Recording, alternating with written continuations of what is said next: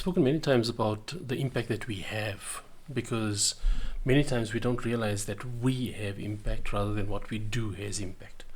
And there's a very important difference between the two, and that difference is what leads to all the problems that we see in relationships and families and society and the community at large and things like that, because we're so focused on needing to be seen a certain way that we don't realize that we don't even look at how we see ourselves. So this always comes into handy when you try to figure out how do you navigate a point of contention in life that just seems impossible to move beyond.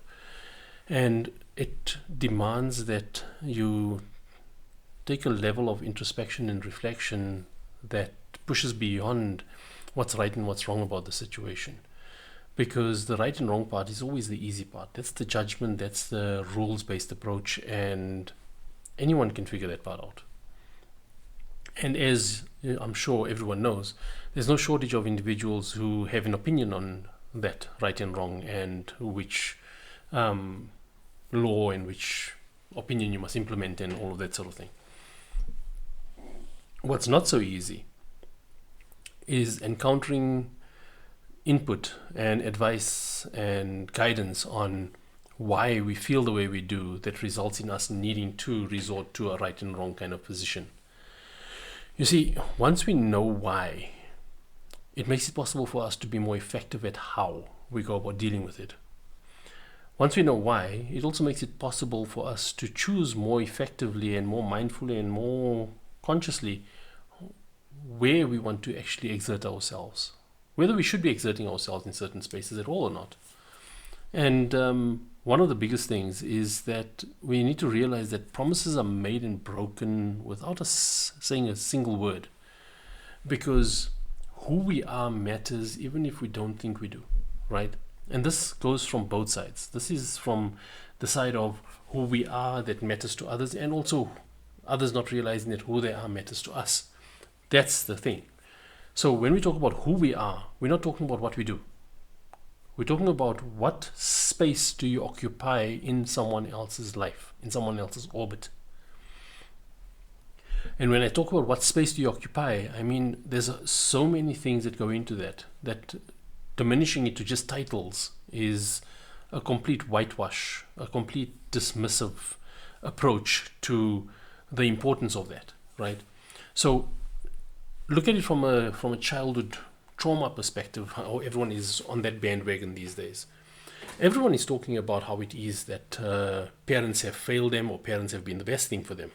There's no in between. I haven't come across anyone who readily speaks about how it is that their parents did the best that they could, and relative to their struggles, they understand how it is that they can now pick up from that and carry it forward into the next level for the next generation.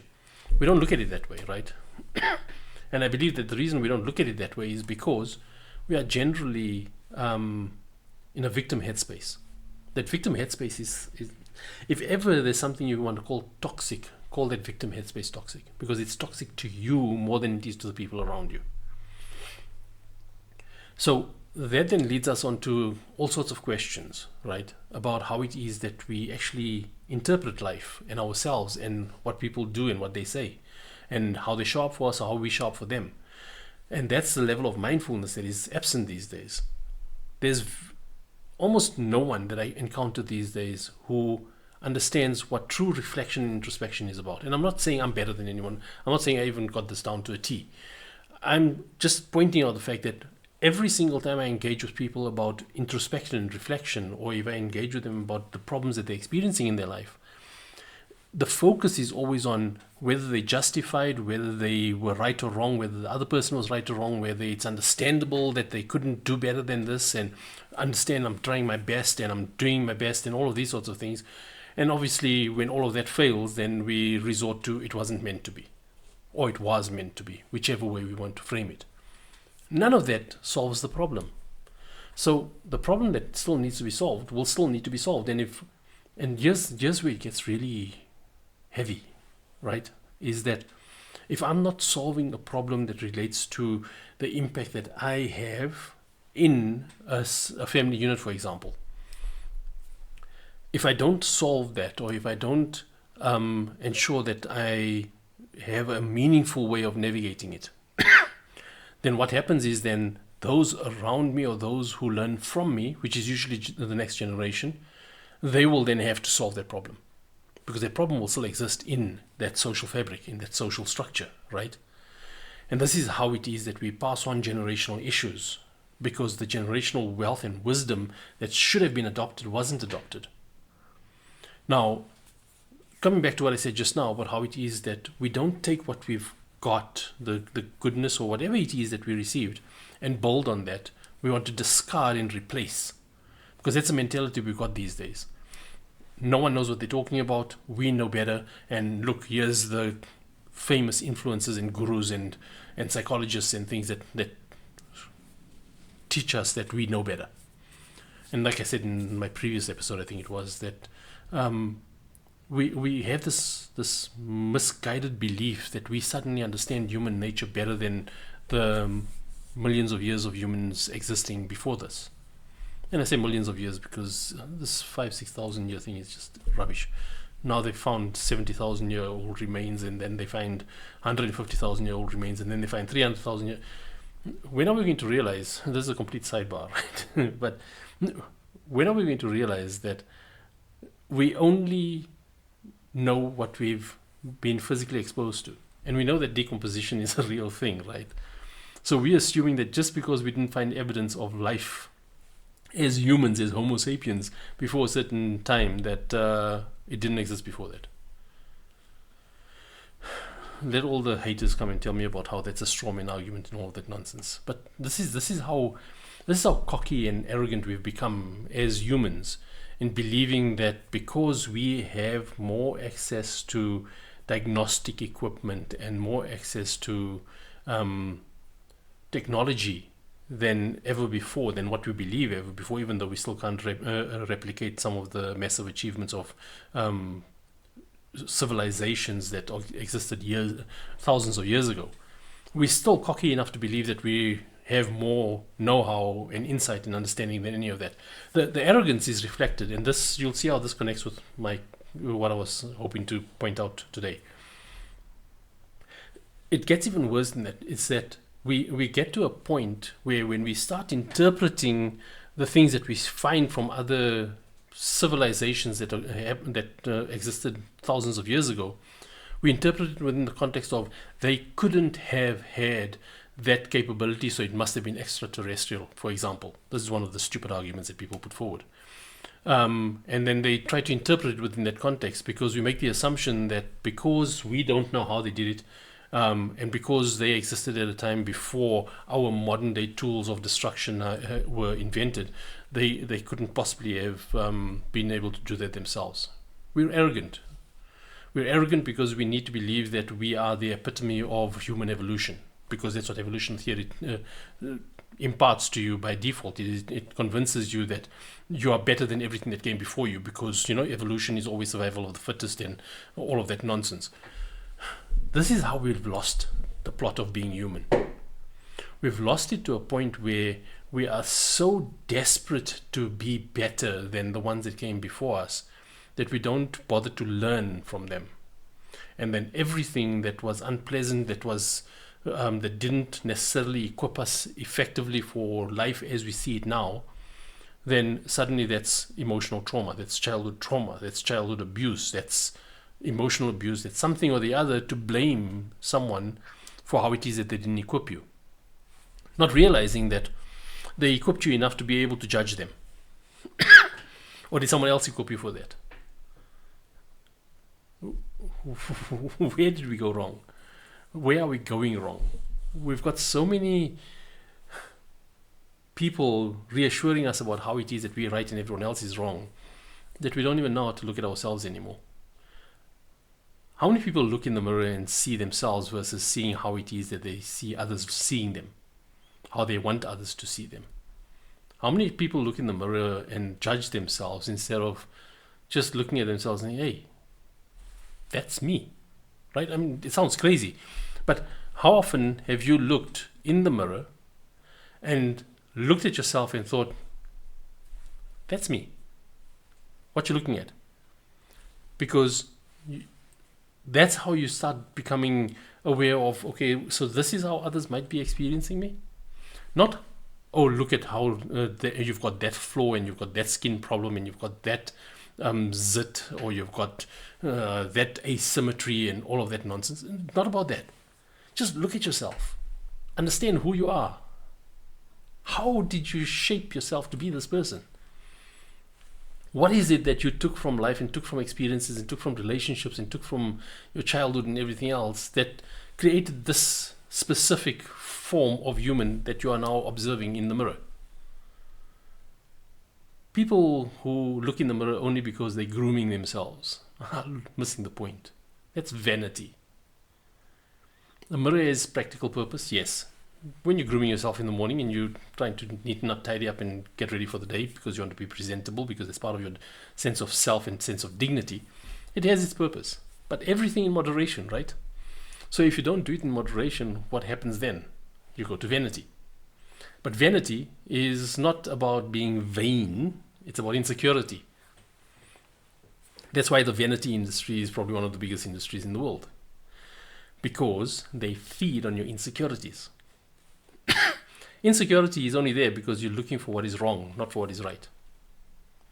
You're not looking to say, sure, despite this environment I'm in, I still have a glow. No one looks for that, right? Because we're all looking to see how it is that we are not as good as we should be, and how it is that we should be better, and how it is that others need to understand why we're having this difficulty, or why it is that I've got the skin problem, or why it is that my hair is just not right, or why it is that I don't have the right physique or the athletic build or whatever it is. And then we compensate for that. We don't deal with that, we compensate for it. So then you come out with body positive. So what if you're body positive? Are you more comfortable in your skin? No, you're just accepting yourself to be less than who you would like to be instead. That's why you have to reaffirm yourself. Then you come out with filters and elaborate makeup routines and elaborate skincare routines and all of these things. And then we disguise that as self-care. Is it self-care or is it self-loathing? Is it that you become so defined by your aesthetic, your appearance, your cosmetic look, that you don't see anything beyond that? I see people who are heavily invested in filters when they show up on social media, and they talk about authenticity. I see people who are consistently elaborate in how it is that they are going to appear in public spaces, and then they talk about confidence. If you don't know who you are, you're going to focus on what you do, and you're going to focus on what others think of you. If you know who you are and you don't like it, but you choose not to do something about it, you choose to compensate for it, you choose to cope with it, you choose to misdirect attention away from it, then you're self-loathing, right? And this is how we need to start being able to take ourselves to account for who we choose to be versus who we are. And it comes back to the point earlier that I was trying to make, which is understand the impact of who you are. And you don't even, and this is something I tell people a lot, you don't even have to be present in the role that you have in someone's life. You don't have to be present. But the fact that you exist in that role already has impact. It's like, for example, look at parents who abscond. And this is both fathers and mothers. Don't for one second assume that only fathers are the ones that are absent. There are many mothers that are absent as well. Not only fathers are abusive, there are many mothers that are abusive as well. So let's not turn this into a gender discussion. This is about being human and how you're showing up as a human for the people that have needs over you, from you, rather than rights over you, right? The fact that you exist. And in fact, here's a simple example. Look at orphans, or even look at children who were adopted because their parents gave them up for adoption, and see how it is that just the knowledge, the innate natural kind of realization that I cannot exist if I didn't have parents, means that I have parents somewhere that are not actively involved in my life. Now, if they passed away due to tragic circumstances or something, and that's why I'm alone, it makes it easier to reconcile than to know that they didn't think I was worthy enough for them to want to participate or take on the responsibility of raising me. Those are the kinds of things I'm talking about. It's the reality that just the fact that you occupy that space in someone's social structure in their minds, and it's not something that they manufacture, it's like it's a reality. If you are part of a family, you have siblings, you have parents, you have children, you have grandchildren, you're a grandparent, whatever it is, the fact that you exist in that role has impact. Just exist. I'm not talking about how you do it. I'm not talking about what you show up to do and how you treat people or anything of that sort. The fact that you exist, the fact that you breathe, the fact that at some point you breathed, that has impact. What you do with that impact is then what determines the quality of your life and the quality of the impact that you have on the people around you. But if you don't realize this basic, most fundamental reality, you look around and insist that people must understand why you can't show up better than that. Why it is that they're being unreasonable when they expect you to just like be more aware of the impact that you're having. Or why it is that, no, it could have been worse, so don't judge me harshly. We're so quick to want to defend ourselves and others judge us that we don't realize that we're judging them for judging us in the first place. We're judgmental. And this is the thing. We have to judge to be able to navigate life. You have to. What you do with the judgment will determine whether you're judgmental or you're sincere. Are you living with conviction or are you living with excuses? Most people are living with excuses. If you need a filter before you make yourself visible on social media, you need to question what you think of yourself rather than what you want others to think of you. And worse than that, if you are going to take comfort from how it is that people praise you after you've made yourself available with those filters, what does that say about you? This is not a judgment. I'm saying, what does it say about who you are, how you feel about yourself? Knowing that people are only complimentary of the image that you want them to see of who you are versus who you actually are. Because that's what a filter does, right? A filter is what presents to people a view of you that without that filter, you wouldn't be able to present that view. So authenticity demands that you present yourself without filters, without the embellishment. Because authenticity is about who you are, not how you look. Sorry. How you look is a natural consequence of who you are. So, sometimes, and it's not about the typical norms of attraction and beauty and all of that nonsense. It's not about that. How often don't you see someone who is just genuinely composed and grounded in who they are, and they just beam, they glow with their presence, and that in itself is attractive and beautiful, and it's endearing, and it draws you into their space, into their orbit, so to speak. That's because the beauty that people experience of them, the composure, the warmth, all of that is a consequence of who they are, not because of how they present themselves. Now, the people who are driven towards wanting to embellish their appearance and focus on their aesthetic, they will be drawn to others who are doing that well. And that's why you've got this hero worship culture that's come out. Because the hero, and the hero is not someone who is doing heroic deeds these days, because these days it's heroic just to choose your pronouns. The hero is someone who is excelling at something that you wish you could excel at. And like, I think it was a French philosopher, I can't remember his name right now, that said that each time you create a hero, you diminish your own capacity for greatness. Think about that. Each time you put someone on a pedestal as a hero, you create a limit for yourself about, I need to aspire to that. Not I just need to aspire to being the best that I can and have the greatest impact that I want to have relative to what I believe is good and virtuous and wholesome that I want to share with the world before I take my last breath. Not that. It's that here's my model and I want to be like that, or I want to aspire to that, but because I've put them on a pedestal and they're a hero in my mind, I know I'll never get there, but I'm going to try to be like them. You need to be very careful with who you choose as heroes. And most people don't realize who they choose as heroes. Most people are too focused on the fact that if everyone thinks this is a good thing, everyone, as in all the people who get my struggle, then it must be a good thing. And if you don't get it, it's because you're just not paying attention. You must be wrong. See, everyone agrees with me, so it must be right. What's it all saying? Wrong is wrong even if everyone is doing it, and right is right even if no one is doing it. So we need to think about that. What standard are you holding yourself to? When you reflect, are you reflecting on who you are, or are you reflecting on what you think others think of you? When you look in the mirror, are you seeing yourself, or are you seeing what it is that you think others think of you as well? How much of who you are do you know? Why you are the way you are? How much of that do you know?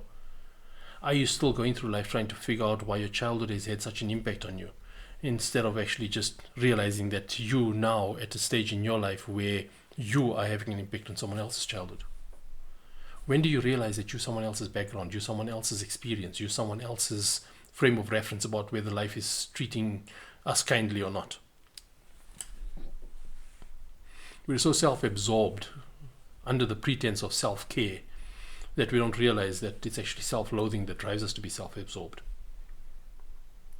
And I say it's self-loathing that drives us to be self-absorbed because the only time you have to push the self-care narrative is if you believe that no one is caring for you.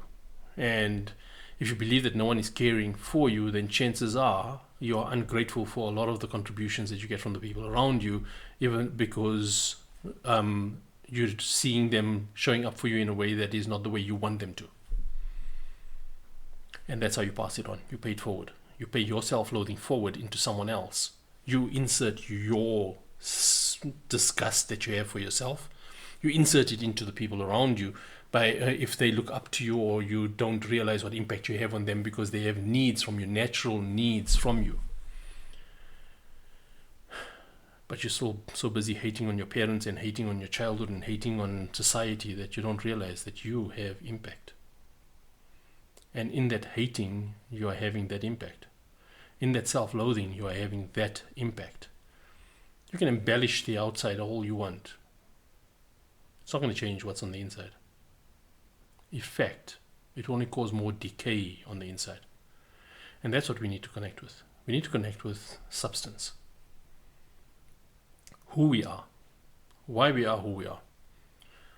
Not just whether we're justified in that or not. Not just are we right to feel a certain way. Can you understand why I feel this way? But why do I feel this way in the first place? Yes, it's understandable to feel offense, to feel hurt, to feel betrayal. But why is it that I feel a certain way about it that from one person it has impact and from another person the exact same thing has no impact? Why? What's different about that?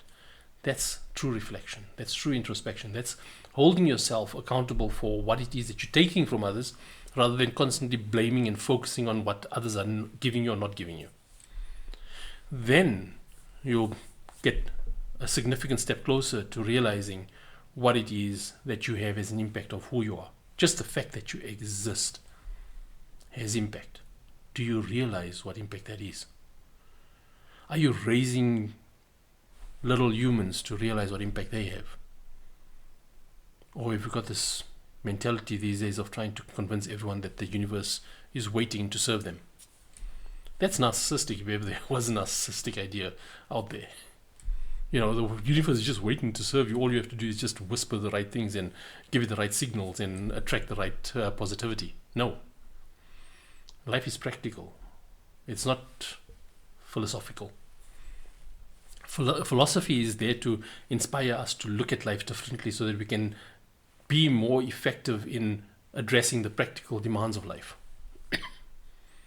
Philosophy doesn't replace life. Philosophy is a reflection of life. For the deeper things that we don't understand, that we don't consider, that we're distracted from because the practicality of life just distracts us.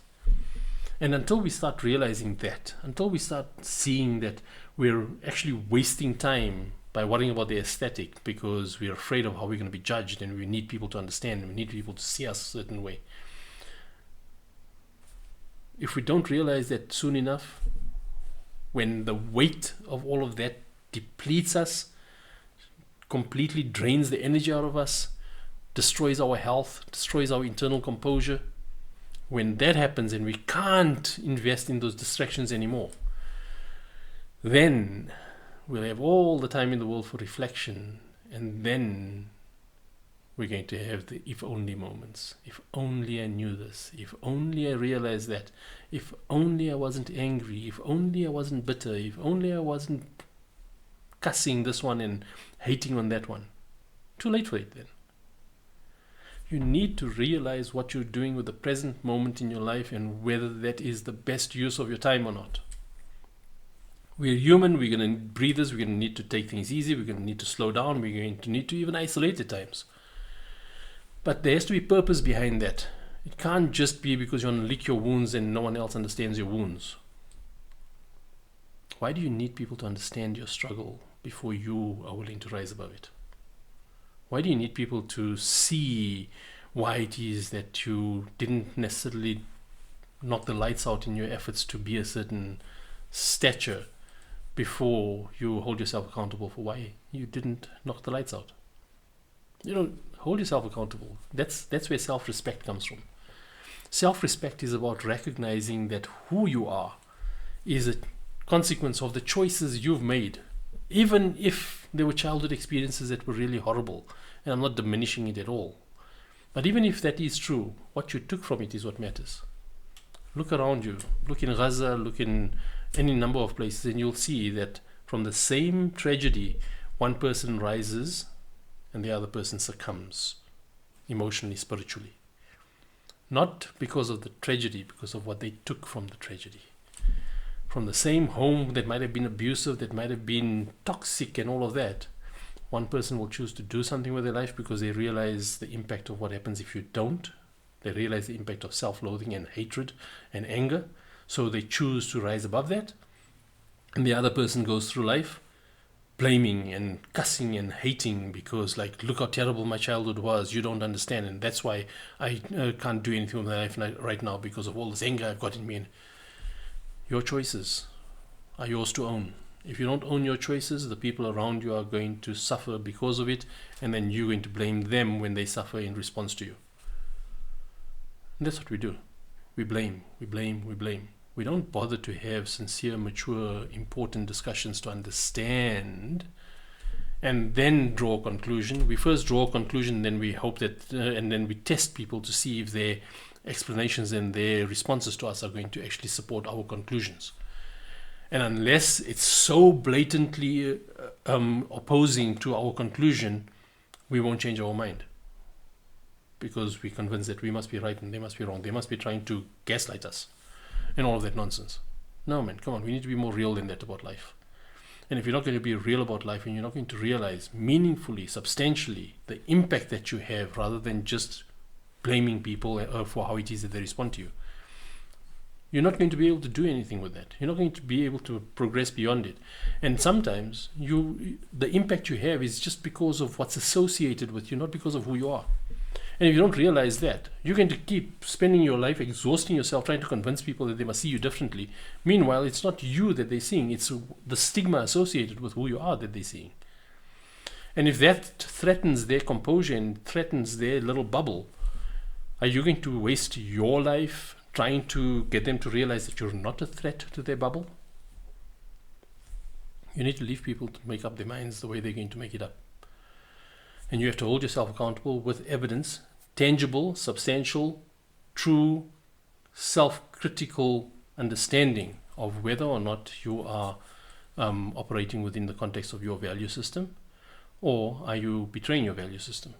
And if you can't answer that question easily, then you've got a bigger problem, because that means you're not even in touch with your own value system, which means you are holding yourself to the perceived values of the people around you, or society, or some online influencer, or something or the other.